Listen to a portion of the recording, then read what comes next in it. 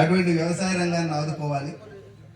వ్యవసాయం బాగుంటేనే రైతులే కాదు సగటు మనిషి తలసరి ఆదాయం పెరుగుతుందని ముఖ్య ఉద్దేశంతో రైతాంగాన్ని ముఖ్యంగా ఆదుకోవాలి అని చెప్పి మన ప్రభుత్వం ఎన్డీఏ ప్రభుత్వం పూర్తిగా మన ముఖ్యమంత్రి ఉప ముఖ్యమంత్రి వీళ్ళిద్దరూ కూడా ప్రతినిత్యం కూడా రైతులకు ఏ విధంగా చేస్తే మంచి జరుగుతుందని చెప్పి ఆలోచిస్తూ ఉన్నారు.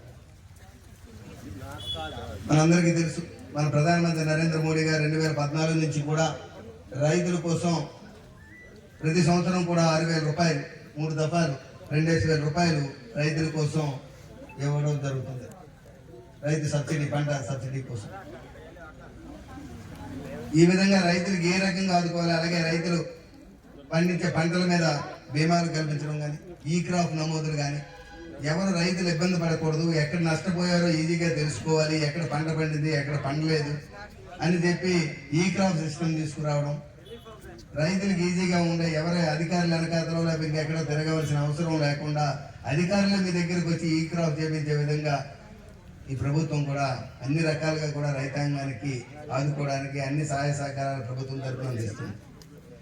అందులో భాగంగానే ఈ సంవత్సరం 2024-25 మొన్న ఖరీఫ్ సీజన్లో పండిన వరి పంటని మనం రైతుల దగ్గర నుంచి కొనుగోలు చేయడానికి కోసం ఈరోజు రాష్ట్రం మొత్తం మీద ఈ ప్రక్రియ ప్రారంభించాం.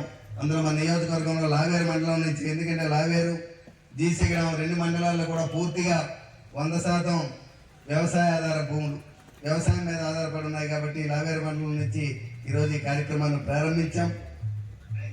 ఈ ఖరీఫ్ సీజన్లో పండిన పంటని ఈరోజు మన అధికారులు, వ్యవసాయ అధికారులు దాన్ని గ్రేడింగ్ చేసి నాణ్యమైన పంటను, అంటే అంతా నాణ్యమైందే, చిన్న గురికలు లేనివి అటువంటి చూసి తేమ అవి చెక్ చేసుకొని ఏ గ్రేడు, రెండోది సాధారణం అని రెండు రకాలుగా విభజించారు.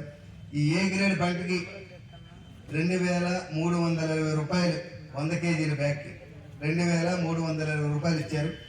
అలాగే సాధారణంకి 2,320 రూపాయలు మాత్రమే తక్కువ. అలాగే 75 కేజీల బ్యాగ్ అయితే ఏ గ్రేడ్కి 1,740 రూపాయలు, సాధారణంగా అయితే 1,725 రూపాయలు, 15 రూపాయలే తేడా.